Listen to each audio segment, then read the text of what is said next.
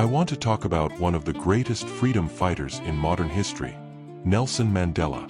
Mandela became the face of the struggle against apartheid, a system of racial segregation in South Africa that denied black people basic human rights.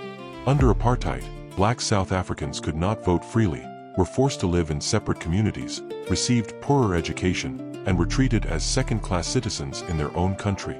Rather than accepting injustice, Mandela dedicated his life to fighting for equality and freedom. Because of his activism, he was arrested and spent 27 years in prison, much of that time on Robben Island. Even after nearly 3 decades behind bars, he refused to let hatred consume him.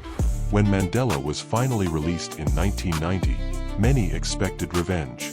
Instead, he chose reconciliation. He believed that South Africa could only move forward if people worked together to heal the wounds of the past.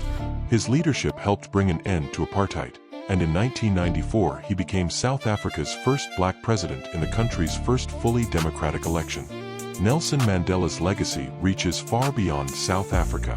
He showed the world that courage is not the absence of fear, but the determination to overcome it. He proved that forgiveness can be stronger than revenge, and that one person's commitment to justice can inspire millions. His life reminds us that freedom is never simply given, it is earned through sacrifice, resilience, and unity. Nelson Mandela will always be remembered as a symbol of hope, dignity, and the belief that every human being deserves equality, regardless of race or background.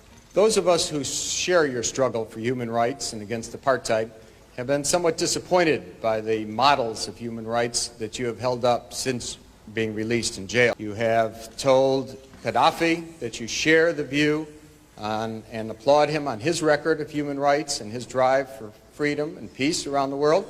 And you have praised Fidel Castro as a leader of human rights and said that Cuba was one of the countries that's head and shoulders above all other countries in human rights, despite the fact that documents at the United Nations and elsewhere show that Cuba is one of the worst. I was just wondering, are these your models of leaders of human rights? And if so, would you want a Gaddafi or an Arafat or a Castro to be a future president of South Africa?